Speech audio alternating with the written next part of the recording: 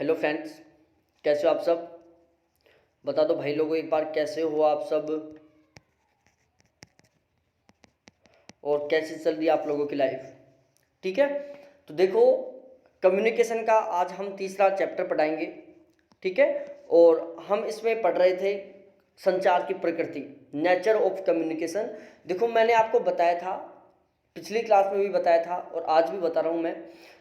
Nature और विशेषता, प्रकृति और विशेषता में कुछ बड़ा ज़्यादा अंतर नहीं होता। हम ऐसा सोचें कि चलो प्रकृति में और विशेषताओं में बहुत ज़्यादा अंतर होता है, नहीं। ठीक है, दोनों बिल्कुल आपस में मिलते जुलते होते हैं। जो आप प्रकृति में जो जो पॉइंट पढ़ोगे वही पॉइंट आपको विशेषताओं में पढ़ने को मिलेंगे। ठीक है, तो इनमें बहुत बड़ा अंतर नहीं होता, ये बात आपको ऑलवेज ध्यान में रखनी है। क्या करना है, ये बातें आपको हमेशा ध्यान में रखनी है। ठीक है, और अब हम पढ़ते हैं जो भी नेचर है इसके, जो भी उनको बिल्कुल एक एक करके पढ़ने वाले हैं हम यहाँ पर। ठीक है, सबसे पहले हम पढ़ते हैं सामाजिक संदर्भ, सोशल कॉन्टेक्स्ट। देखो, कल मैंने क्या बताया था, भौतिक संदर्भ के बारे में पढ़ाया था। और भौतिक संदर्भ को हमने 4 भागों में डिवाइड किया था। एक था स्थान के संदर्भ में, दूसरा था सामाजिक संदर्भ, तीसरा था मनोवैज्ञानिक संदर्भ और चौथा था सामयिक संदर्भ। ये सभी के सब किस में थे, ये थे सारे के सारे भौतिक में। किस में, भौतिक में थे। ठीक है, अब देखो भौतिक में क्या होता है, स्थान विशेष संदर्भ होता है। वहाँ पर आप जो काम जिस स्थान पर कर रहे हो उसी के आधार पर कम्युनिकेशन होता है। जैसे मैंने एग्जाम्पल दिया था, सपोज दैट आप सुबह मंदिर में बैठे हुए हो, दोपहर में ऑफिस में बैठे हुए हो और शाम को, सपोज दैट मैं एक एग्जाम्पल दे रहा हूँ, किसी शमशान घाट में बैठे हुए हो। ठीक है, जब आप शमशान घाट में कोई एक्सपायर हो गया और उसकी डेड बॉडी के साथ बैठे हो, वहाँ पर उसको जलाया जा रहा है। सुबह मंदिर में बैठे हुए हो, वहाँ पर पूजा पाठ का काम चल रहा है, दोपहर में ऑफिस में काम चल रहा है। जब आप मंदिर में बैठे होते हैं तो हमारे मन में क्या विचार निकलते हैं, केवल भगवान से रिलेटेड, जय सिया राम, जय सिया राम, जय भगवान। मन से अपने आप ही आरती निकलने लग जाती है। यदि रेडियो चल रहा है उसमें आरती चल रही है तो हम अपने मन ही मन में गुनगुनाना स्टार्ट कर देते हैं। हमारा जो पूरा दिमाग है वो किसके ऊपर चला जाता है, उस मंदिर से रिलेटेड, उस भगवान से रिलेटेड चला जाता है। हम केवल उसकी आरती गाते रहते हैं, उसके गाने गाते रहते हैं, इस तरीके से होता है। तो हमारा जो वो बदलने का सिस्टम था कि हम केवल उस मंदिर से रिलेटेड बातें कर रहे हैं, मंदिर से रिलेटेड सोच रहे हैं, वो किसके आधार पर हुआ, उस मंदिर के स्थान के आधार पर हुआ। बिल्कुल, फिर हम चले गए ऑफिस में। ऑफिस में हम अपने काम से रिलेटेड, जो भी अपना काम है उसके ऊपर डिस्कस कर रहे हैं, उससे रिलेटेड बातें कर रहे हैं। तो वो ऑफिस के स्थान से के अकॉर्डिंग हमारा क्या बदल गया, अपने आप हमारा नेचर बदल गया। कोई एक्सपायर हो गया और उसको शमशान घाट लेके चले गए जलाने के लिए, वहाँ पर हम बैठे हुए हैं, तो वहाँ पर हम ना तो भगवान की बात करेंगे ना ऑफिस की बात करेंगे। वहाँ पर हम चुपचाप बैठे रहेंगे और या तो सांत्वना देने की बात करेंगे कि चलो कोई ना भाई, अब लाइफ है, भगवान जो करता है वो होता है, अब तेरे को अपने अकॉर्डिंग कुछ करना है, बहुत अच्छा करना है। ठीक है, हम इस तरीके से सैड, बिल्कुल दुख वाली बातें करते हैं। बिल्कुल हमारा जो चेहरे का हाव भाव भी होता है उसके ऊपर भी एक थोड़ा सा दुख दिखता रहता है। ठीक है, चाहे वो हमारा जानकार ना हो, चाहे वो रिलेटिव ना हो, लेकिन फिर भी थोड़ा सा तो दुख रहता ही है। ठीक है, तो ये सारा किसके अकॉर्डिंग हो रहा है, उस स्थान की आधार पर हो रहा है। किसके आधार पर हो रहा है, स्थान के आधार पर हो रहा है। फिर देखो सामाजिक संदर्भ, सामाजिक संदर्भ में भी मैंने बता दिया था, ये मैंने आपको समझा दिया था। सामाजिक संदर्भ में मैंने बताया था संस्कृति के अकॉर्डिंग, संस्कृति का भी फर्क पड़ता है इसके ऊपर। प्रेषक और प्राप्तकर्ता के पारस्परिक संबंध का भी फर्क पड़ता है। ठीक है, और ये मैंने फुल एग्जाम्पल के साथ आपको कल समझा दिया था। आज हम लेते हैं तीसरा, मनोवैज्ञानिक, मनोवैज्ञानिक संदर्भ। देखो, इसमें थोड़ा सा ध्यान से सुनना, देखना, यह औपचारिक, अनौपचारिक, मित्रता, अमित्रता आदि पर्यावरण संबंधित विशेषताओं को संदर्भित करता है। यह औपचारिक को, अनौपचारिक को, मित्रता को, अमित्रता आदि पर्यावरण संबंधित विशेषताओं को संदर्भित करता है। ठीक है, अब जैसे औपचारिक कम्युनिकेशन है, अनौपचारिक है, चाहे वो मित्रता से रिलेटेड हो, चाहे वो अमित्रता से रिलेटेड हो। अब मैं आपको एक एग्जांपल से समझाता हूँ। मनोवैज्ञानिक में देखो, मनोवैज्ञानिक में क्या होता है, हमारे मन से रिलेटेड होता है। नाम से पता चल रहा है मनोवैज्ञानिक, मतलब हमारे मन से रिलेटेड है। अध्यापक का मूड का सही होना, खराब होना, शिक्षार्थी का मूड का सही होना, गलत होना। अब मैं आपको एक एग्जाम्पल से समझाता हूँ। कई बार क्लास में क्या होता है, जैसे टीचर है 7 दिन तक रेगुलर पढ़ा रहा है, ठीक है, कोई टीचर है 7 दिन तक लगातार पढ़ा रहा है, ठीक है। कई बार जो टीचर एंट्री करता है वो अलग ही अंदाज में करता है, गुस्से वाले अंदाज में क्लास में आते ही खड़ा आता है, और आते ही पहले डंडा लेके आता है, साथ में आता है और तुरंत डंडे को रख कर खड़ा हो, चल सुना क्या क्या पढ़ा, खड़ा हो सुना, फिर धड़ाधड़ कुटाई कर रहा है। वो क्यों कर रहा है? क्योंकि उस दिन हो सकता है उसका मूड खराब है, बाकी दिन बिल्कुल नॉर्मल तरीके से बिहेवियर कर रहा है।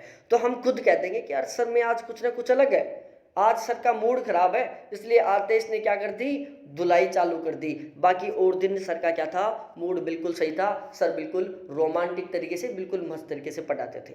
बिल्कुल वो ही अपने ऊपर होता है। कई बार क्या होता है, हमारा मूड खराब होता है, पढ़ने का मन नहीं करता, मूवी देखने का मन कर रहा है, किसी से बात करने का मन कर रहा है, और हम किताब लेके बैठे हुए हैं, कुछ पढ़ाई नहीं होगी।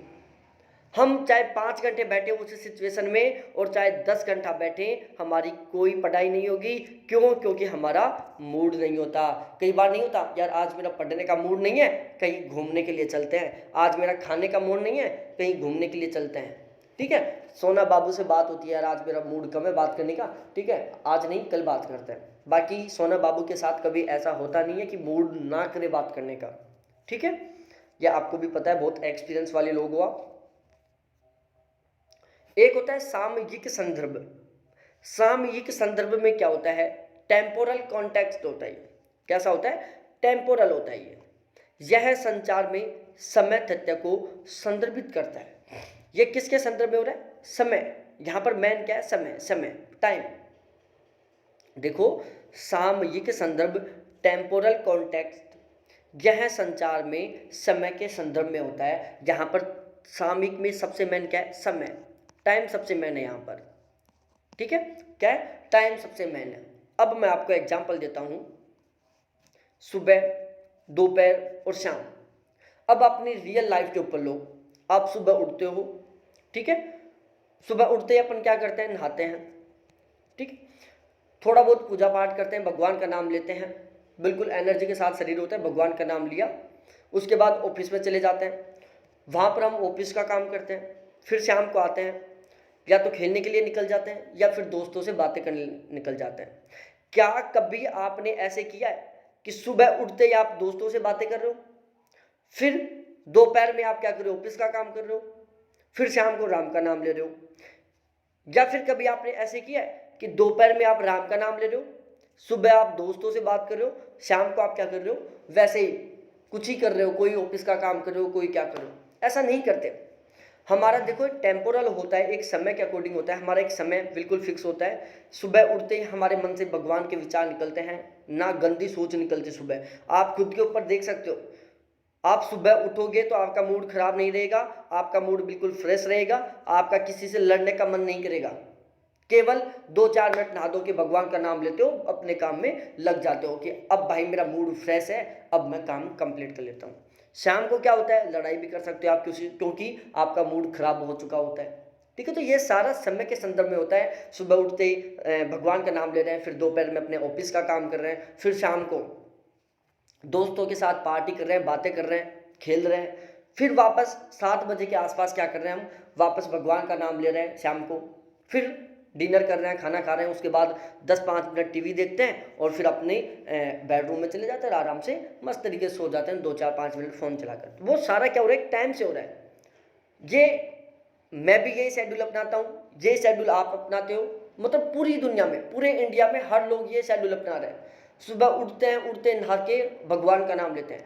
कोई भी ऐसा नहीं करता कि सुबह उठते ही ऑफिस के काम में लग गया, फिर 12 बजे खाना खा लिया, फिर 2 बजे राम का नाम ले रहा है। कोई नहीं करता ऐसे, कोई भी नहीं करता। क्यों? क्योंकि एक सामयिक संदर्भ है जो मोस्टली सभी का सेम है। टाइम के अकॉर्डिंग सब अपना अपना काम कर रहे हैं और एक मोस्टली लगभग सेम काम कर रहे हैं, ठीक है। उसके बाद देखो सामान्य भाषा। सामान्य भाषा भी बहुत महत्वपूर्ण होता है। यहाँ पर देखो, यहाँ पर लिखा हुआ है, इस संदेश में के प्रेषक और ग्रहीता के बीच बेहतर समझ विकसित करने में सहायता मिलती है। सामान्य भाषा, आप और मैं, सपोज डेट आप और मैं बातें कर रहे हैं, आप बिहार से हो, मैं एक एग्जांपल दे रहा हूँ, बिहार से छोड़ो, आप केरल से हो और मैं राजस्थान से हूँ, ठीक है। आप कन्नड़ भाषा में बात कर रहे हो, मैं हिंदी भाषा में बात कर रहा हूँ। अब सबसे बड़ी प्रॉब्लम क्या है, आप हिंदी नहीं समझते, मैं कन्नड़ नहीं समझता, क्या हम आपस में बात कर सकते हैं? नहीं कर पाएंगे हम बात कब कर पाएंगे, जब आप थोड़ा थोड़ा हिंदी समझते हो, या आप सही ढंग से हिंदी समझते हो और मैं सही ढंग से कन्नड़ समझता हूँ, तब हम हर एक तरीके से बात कर सकते हैं, हम हर तरीके से अपने एक दूसरे के विचारों को समझ सकते हैं, ठीक है। तो सामान्य भाषा क्या करती है, प्रेषक और ग्रहीता के बीच बेहतर समझ विकसित करने का काम करती है, प्रेषक और ग्रहीता के बीच में बेहतर समझ विकसित करने में सहायता मिलती है इससे, ठीक है। जैसे मैं ही पढ़ा रहा हूँ, मेरी लैंग्वेज है, सपोज दैट आप सभी के सभी हिंदी मीडियम से हो, और मैं यहाँ पर आज से सब कुछ इंग्लिश में पढ़ाना चालू कर दूँ, आप में से एक भी कैंडिडेट नहीं होगा जो मेरे से पढ़ेगा, सब मेरे को छोड़कर चले जाएंगे कि मास्टर इंग्लिश में पढ़ाता है, इंग्लिश हमारे समझ में नहीं आ रही, और आप कोई दूसरा टीचर ढूंढोगे जो हिंदी में पढ़ा रहा है, ठीक है। तो प्रेषक और प्राप्तकर्ता के बीच में बेहतर समझ विकसित किससे होती है, सामान्य भाषा, जो भाषा है वो भी इसमें एक बहुत महत्वपूर्ण रोल निभाती है, ठीक है। इसके प्रभावी संचार हेतु मन का मिलन भी आवश्यक है, भाई साहब मन का मिलन भी आवश्यक है। अब देखो मैं समझाता हूं मन का मिलन, ये आप हो, ठीक है, कौन आप, ये आपका कोई भी रिलेटिव है, आपका कोई भी फ्रेंड है, रिलेटिव, आप दोनों रेगुलर, दूसरा एग्जांपल दे रहा हूं मैं अपना, ठीक है, ये आप हो, ये आपके दो फ्रेंड हैं, एक का नाम है बी, एक का नाम है सी। आप अपने बी फ्रेंड से 5 दिन में, 10 दिन में 5 मिनट बात करते हो। दूसरी साइड आपका सी एक दोस्त है जिससे आप रोजाना 1 दिन में 10 मिनट बात करते हो। एक साइड एक दोस्त है जिससे आप 10 दिन में 5 मिनट बात कर रहे हो, एक साइड आपका दोस्त है जिससे आप रेगुलर 10 मिनट बात कर रहे हो। ऐसा क्यों हो रहा है, वो मन के मिलन से हो रहा है, इन दोनों के आपस के जो विचार है, मन है, वो आपस में मिले हुए हैं, इनके दोनों की सोच बिल्कुल लगभग सेम है, इन दोनों के विचार हैं वो लगभग सेम है, लेकिन ये दोनों लंबे बात नहीं कर पाते, ये दोनों अच्छे से एक दूसरे के विचार मेल नहीं खा रहे, इन दोनों के मन मेल नहीं खा रहे, ठीक है। यही होता है, कई बार हमारी बाय मिस्टेक ऐसी गर्लफ्रेंड बन जाती है, ऐसा बॉयफ्रेंड बन जाता है जिससे हम लंबे टाइम तक बात नहीं कर पाते, मज़ा नहीं आता, वो मज़ा नहीं आता बात करने का, 5-10 मिनट फॉर्मेलिटी के लिए बात करते हैं, ठीक है, मैं अब भी कुछ काम कर रहा हूँ, बाद में बात करता हूँ। कई बार हमारी ऐसी गर्लफ्रेंड, ऐसी बॉयफ्रेंड बन जाता है जिससे हम 5-5, 10-10 घंटे बात कर लेते हैं, पता नहीं चलता, फिर भी ऐसा करता है यार काश मैं 2 मिनट और बात कर लूँ, ठीक है। तो ये सब किस पर करता है, मन मिलने पर। नहीं बोल देते यार मेरा तो मन मिल गया उससे, यार कितनी टाइम तक बात करवा लो, मैं तो बात करता रहूँगा, मज़ा आता है बात करने में, उसकी तो बोली सुनने में मज़ा आता है। तो वो सब क्यों हो रहा है, क्योंकि उन दोनों के विचार मिल रहे हैं, उन दोनों के मन मिल रहे हैं। भाव प्रदर्शन, भाई साहब ये भी देखो, संचार को संकेतों के माध्यम से भी आयोजित किया जा सकता है, जो संचार है उसको संकेतों के माध्यम से भी आयोजित किया जा सकता है। आप संचार है उसको आप संकेतों के माध्यम से भी कर सकते हो, ठीक है। यह अपरिहार्य नहीं है कि संचार सदैव मौखिक या लिखित ही हो, संचार को आप शारीरिक संकेतों से भी या आयोजित किया जा सकता है। देखो यहाँ पर सीधी सीधी बातों में, शब्दों में कहा हुआ है कि जरूरी नहीं है कि आप दूसरे से बात कर रहे हो तो आप केवल बोलकर या लिख कर ही करो, कई बार इशारों में भी बातें हो जाती हैं। जैसे आपने बहुत सारी बार सुना होगा कि वो उसको लाइन मार रहा है, वो लड़का उस लड़की को लाइन मार रहा है, उसमें उसने भाई साहब ना तो किसी शब्द का यूज किया, ना वो बोला, ना लिखा, लेकिन लाइन मार के चला गया और उसको पता चल गया कि भाई ये मेरे साइड लाइन मार रहा है, ये मेरे को सेट करना चाहता है, ठीक है, समझ गए आप। लेकिन वहां पर उसने क्या किया, एक सिंबल का यूज किया, एक संकेत का यूज किया, और उस संकेत को अगले कैंडिडेट को भी पता चल गया कि भाई ये मेरे को चाहता है, ये मेरे को लाइन मार रहा है, ठीक है। तो ऐसा होता है। तो जरूरी नहीं है कि संचार संप्रेषण केवल शब्दों के माध्यम से ही हो, इनडायरेक्टली भी हो जाता है। जैसे स्माइल देना, सामने से कोई लड़की आ रही है, ये कोई लड़की है, ठीक है, ये कोई लड़की है इस साइड जा रही है, ये कोई लड़का इस साइड जा रहा है, इस लड़के ने स्माइल दी थोड़ी सी इस लड़की को, ठीक है। लड़की लड़के को क्रॉस करके आगे निकल गई, फिर पीछे मुड़ के देखती है, लड़का भी पीछे मुड़ के देखता है और फिर लड़की एक स्माइल देती है प्यारी सी।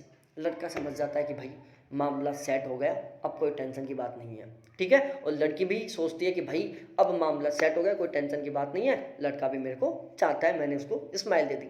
ना शब्दों का यूज हुआ, ना लिखित में कुछ दिया, केवल स्माइल दी, दोनों समझ गए और दोनों की सेटिंग बन गई, ठीक है। तो ये क्या है, सब भाव प्रदर्शन है, थोड़ा सा इमोशन दिखाया, थोड़ी सी स्माइल दी और काम बन गया। उसके बाद देखो संचार के विभिन्न प्रकार, बिल्कुल सारी बात है। संचार बहुत सारे प्रकार का होता है, विभिन्न प्रकार होते हैं, जैसे औपचारिक संचार है, अनौपचारिक है, लिखित है, मौखिक है, गैर मौखिक है, ठीक है। तो इन सब के बारे में हम आगे पढ़ेंगे कि औपचारिक संचार क्या होता है, अनौपचारिक क्या होता है, मौखिक क्या होता है, गैर मौखिक क्या होता है, ये सब हम पढ़ेंगे बिल्कुल जस्ट आगे। अब हम लेके चलते हैं आपको विशेषताओं पर कि संचार की विशेषताएं क्या होती हैं। बिल्कुल सेम है, आप नेचर को भी विशेषताओं में इंक्लूड कर सकते हो और विशेषताओं को नेचर में इंक्लूड कर सकते हो, लेकिन कुछ कुछ अलग हैं जो मैं आपको यहाँ पर बताने वाला हूँ। संचार के अंतर्गत संप्रेषण की प्रक्रिया में विचारों, तथ्यों और मतों का आदान प्रदान होता है। जो संप्रेषण होता है, जो संचार होता है, मैं और आप आपस में बातचीत कर रहे हैं तो हम क्या करेंगे, अपने विचारों का आदान प्रदान करेंगे। आप अपनी सोच मेरे को बताओगे, मैं अपनी सोच आपको बताऊंगा, आप अपने विचार मेरे को बताओगे, मैं अपने विचार आपको बताऊंगा। आप मेरे को कोई फैक्ट बताओगे कि सर हमारे गांव में टोटल 5 कोविड पॉजिटिव हैं, मैं बताऊंगा कि हमारे गांव में टोटल 7 कोविड पॉजिटिव हैं। आप अपना मत दोगे, मैं पूछूं कि भाई कांग्रेस बढ़िया बीजेपी, आप बता दोगे सर मेरे को बीजेपी मस्त लगती है, मैं बोल दूंगा भाई मेरे को कांग्रेस मस्त लगती है, भाड़ में जाए बीजेपी। आप बोलोगे कि सर मेरे को बीजेपी मस्त लगती है, भाड़ में जाए कांग्रेस, ठीक है। तो संचार में हमने क्या क्या किया, विचारों का आदान प्रदान किया, तथ्यों का आदान प्रदान किया, अपने मतों का, अपना जो भी अपना मत है उसका आपने क्या किया, आदान प्रदान किया। संचार एक मनोवैज्ञानिक और सामाजिक प्रणाली है, यह मैंने अभी समझा दिया आपको, मनोवैज्ञानिक है और सामाजिक है, ठीक है। संचार एक निरंतर विद्यमान रहती है, संचार है जो रेगुलर चलता रहता है हर हाल में। जिस दिन बच्चा पैदा होता है ना, उस दिन से लेकर जिस दिन वो मरता है तब तक संचार चलता रहता है। अब आप बोलोगे कि सर जब बच्चा 2 साल का होता है या 1 साल का होता है तब वो न तो बोलता न कुछ लिख सकता, फिर संचार कहाँ से चल रहा है। अरे भाई साहब, जब बच्चा पैदा होता है ना, जिस दिन पैदा होता है उसको कुछ पता नहीं होता कि कौन कौन है कौन कौन नहीं है। फिर वो क्या करता है, दूध पीना सीखता है। क्या किया उसने, कुछ सीखा, फिर वो बिल्कुल कंफर्टेबल तरीके से दूध पीना सीख जाता है। फिर वो पाँव हिलाना सीखता है, हाथ हिलाना सीखता है, फिर वो थोड़ी तेज तरीके से पाँव हाथ हिलाना सीखता है। फिर क्या करता है, हम उसको बोलेंगे बेटा क्या हाल है तेरे, तो वो क्या करेगा, थोड़ी सी स्माइल देगा, स्माइल देना सीख जाता है, हमारी साइड देखना सीख जाता है। फिर हमें देखते ही हंसना स्टार्ट कर देता है और ऐसा करता है, ऐसे कुछ इस तरीके से बिहेवियर करता है, हम समझ जाते हैं कि बेटा चाहता है कि मेरे को गोदी में उठाओ। क्या कर रहा है, वो हमसे सीख रहा है और हम उसको समझ पा रहे हैं। उसने जैसे हम एंट्री करे रूम में, वो हमें देखा, वो तुरंत हंसने लग गया, हम हंसने लग गए और फिर वो ऐसा व्यवहार करता है, हमें तुरंत पता चल जाता है कि वो चाहता है कि मेरे को गोदी में लो। फिर हम भगकर उसको गोदी में उठाते हैं, फिर वो जोर से हंसता है। हो गया संचार। ना उसने बोला ना हमने बोला, ना उसको हमने लिख के दिया ना उसने हमको लिख के दिया, लेकिन उसने कुछ ऐसी एक्टिविटी की कि हम उसको समझ गए, ठीक है। तो संचार एक निरंतर प्रक्रिया है, संचार एक वृत्तीय प्रक्रिया है। सबसे मेन बात रखना, संचार वृत्तीय प्रक्रिया है। और ध्यान रहे, संचार वृत्तीय कब बनती है, जब फीडबैक होता है। मैं समझाता हूँ, ये सेंडर है भेजने वाला, ये रिसीवर है, ये फीडबैक है, ठीक है। सेंडर ने, मैंने क्या कहा, आपसे बोला कि भाई क्या हाल है, आप तक पहुंच गया। आपने बोला कि सर बहुत मस्त हाल है, क्या हो गया, एक वृत्तीय बन गया ना वृत्तीय। मैंने आपसे पूछा, आपने मेरे को जवाब दिया और पूछा कि सर आपके क्या हाल है, फिर मैंने बोल दिया भाई मेरे भी मस्त हैं। क्या हो गया, एक वृत्तीय प्रक्रिया बन गई। संचार एक लक्ष्य उन्मुखी होता है, ध्यान रखना, संचार सदैव लक्ष्य उन्मुखी होता है। संचार कभी भी ऐसा नहीं होता कि उसका कोई टारगेट ना हो, हमें कई बार ऐसा लगता है कि हमारा कोई टारगेट नहीं है, लेकिन ध्यान रखना, आप खुद 1 मिनट सोच के देखो, जो संचार होता है ना, आप किसी से भी बात कर रहे हो उसमें 100% एक टारगेट होता है। आप सपोज दैट मेरे को पूछ रहे हो कि सर क्या हाल है, आपको लग रहा है कि इसमें कोई टारगेट नहीं है, कोई लक्ष्य नहीं है, लेकिन एक बार थोड़ा सा डीपली सोचो, आपको खुद को पता चल जाएगा कि इसमें कुछ लक्ष्य है। आप मेरे को बार बार बोल रहे हो सर क्या हाल है, बिल्कुल तबीयत सही है, आपका लक्ष्य क्या है कि आप मेरे से जुड़े रहना चाहते हो। ठीक है, मैं आपसे बोल रहा हूँ हर बार, और भाई क्या हाल है, पढ़ाई मस्त चल रही है, और कैसे चल रही है लाइफ, मतलब मैं आपसे जुड़ा रहना चाहता हूँ। ठीक है, तो क्या एक लक्ष्य हो गया है, क्या, जुड़े रहना। ठीक है, प्रभावपूर्ण संचार सामाजिक वातावरण से संबंधित होती है, और जो इफेक्टिव कम्युनिकेशन होता है वो सोशल इन्वायरमेंट, सामाजिक वातावरण से संबंधित होता है। संचार शाब्दिक अशाब्दिक होता है, बात बिल्कुल मैंने बता दिया। संचार एक मार्गी और द्विमार्गी दोनों हो सकता है, बात बिल्कुल सही है। ये सेंडर है, ये रिसीवर है। आपने क्या किया, जैसे व्हाट्सएप पर नहीं होता, कई बार हमने किसी को मैसेज भेजा कि भाई क्या हाल है, उसने मैसेज देख लिया लेकिन हमें रिप्लाई नहीं दिया, वहां तक बात पहुंच गई कि क्या हाल है, उसने पढ़ लिया, उसने मैसेज देखा, विदाउट रिप्लाई दिए हुए हमारे पास हमें पता चल गया कि भाई उसने मैसेज देख लिया, उसने रिप्लाई नहीं दिया। हम फिर दोबारा मैसेज भेजेंगे, और क्या हाल है, फिर भी वो ऐसा ही कर रहा है, मैसेज पढ़ रहा है, मैसेज सीन हो गया, लेकिन वो रिप्लाई नहीं दे रहा। फिर हम क्या समझ जाएंगे कि भाई वो बंदा हमसे बात नहीं करना चाहता। फिर हम क्या करेंगे, तीसरी बार किसी के बाप से भी उसको मैसेज नहीं भेजेंगे। ठीक है, संचार हो गया कंप्लीट। हमने उसको लिख के भेजा क्या हाल है, वो पढ़ लिया, वो समझ गया, वो चाहता है कि मैं उससे बात नहीं करूं, उसने रिप्लाई नहीं दिया, मैसेज को सीन करके छोड़ दिया।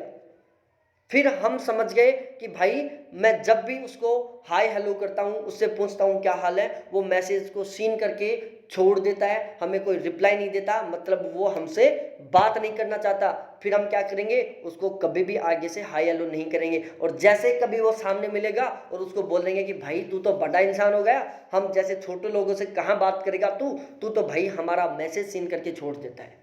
ठीक है, तो क्या हो गया, संचार कंप्लीट हो गया, उसने रिप्लाई भी नहीं दिया लेकिन संचार पूर्ण हो गया। लेकिन ध्यान रखना, संचार इफेक्टिव नहीं था, वो ध्यान रखना, वो संचार प्रभावी संचार नहीं था, इफेक्टिव कम्युनिकेशन नहीं था। इफेक्टिव कम्युनिकेशन कब बनेगा, जब रिसीवर कहे कि भाई मैं बिल्कुल मस्त हूं, तू बता तू कैसे है, फिर होगा इफेक्टिव कम्युनिकेशन। ठीक है, संचार प्रक्रिया में एक आम प्रेषक अपना प्रस्तुतिकरण सुगम पूर्वाभ्यास से शुरू करता है। ठीक है, और उसमें संचार प्रक्रिया होती है, उसमें शुरुआत कहाँ से होती है, एक सुगम पूर्व अभ्यास से होती है, एक बिल्कुल नॉर्मल से, बिल्कुल सिंपल से अभ्यास से शुरुआत होती है। ठीक है, जैसे हाय हेलो से हो गई, सबसे पहले लिख के बोल दिया हाय, फिर बोल दिया कैसे हो, फिर क्या कर रहे हो, फिर अपना टॉपिक पर ले आओ जिस पर आप बात करना चाहते हो। ठीक है, तो ये था हमारी आज की क्लास का कंक्लूजन। कैसी लगी क्लास, कमेंट करके जरूर बताना।